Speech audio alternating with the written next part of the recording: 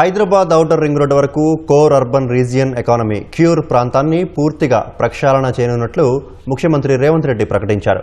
సిటీలో ప్లాస్టిక్ను పూర్తిగా నిషేధించాలని నిర్ణయించినట్లు తెలిపారు. నెలలో 3 రోజుల పాటు పారిశుధ్య నిర్వహణకు ప్రత్యేక డ్రైవ్ చేపట్టాలని, రోడ్లపై చెత్త గుంతలు కనిపించడానికి వీల్లేదని స్పష్టం చేశారు. ప్రజా సమస్యల పరిష్కార బాధ్యత జోనల్ కమిషనర్దేనన్న సీఎం గ్రేటర్ హైదరాబాద్ అభివృద్ధికి 5 ఏళ్ల కార్యాచరణ ప్రణాళిక రూపొందించాలని ఆదేశించారు. కమాండ్ కంట్రోల్ కార్యాలయంలో ముఖ్యమంత్రి రేవంత్ రెడ్డి గ్రేటర్ హైదరాబాద్ కొత్త జోనల్ కమిషనర్లతో సమావేశమయ్యారు. నగర అభివృద్ది ప్రణాళికలు చేపట్టాల్సిన కార్యాచరణపై దిశానిర్దేశం చేశారు. జోన్ల వారీగా సమస్యల్ని పరిష్కరించాల్సిన బాధ్యత జోనల్ కమిషనర్లదేనని స్పష్టం చేశారు.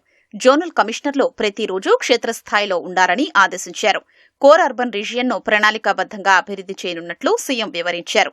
పరిపాలనను పట్టాలెక్కించేందుకే సిటీని 12 జోన్లు, 60 సర్కిళ్లు, 300 వార్డులుగా పునర్వ్యవస్థీకరించినట్లు వివరించారు. గ్రేటర్ సిటీలో ప్లాస్టిక్ ను పూర్తిగా నిషేధించనున్నట్లు తెలిపారు. సిటీలో కాలుష్య నియంత్రణకు అవసరమైన పూర్తిస్థాయి ప్రణాళికలు రూపొందిస్తున్నట్లు వివరించారు.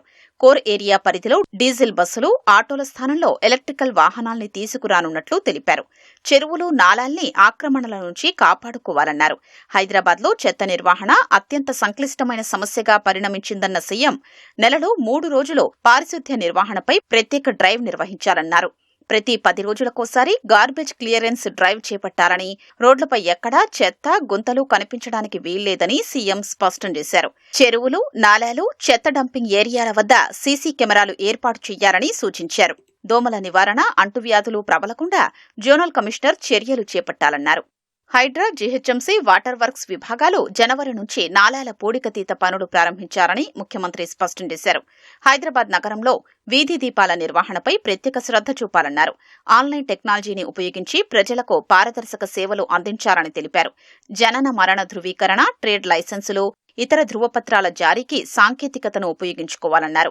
గుడ్ గవర్నెన్స్ నుంచి స్మార్ట్ గవర్నెన్స్ కు మారాలని సీఎం సూచించారు. కాలనీ, అపార్ట్మెంట్ సంఘాలతో కమ్యూనికేషన్ ఉండేలా చూడాలన్నారు. గ్రేటర్ హైదరాబాద్ అభివృద్ది కోసం రానున్న 5 ఏళ్లకు కార్యాచరణ ప్రణాళిక రూపొందించాలన్న ముఖ్యమంత్రి అందరూ కలిసి పనిచేస్తేనే నగర భవిష్యత్తు బాగుంటుందని స్పష్టం చేశారు.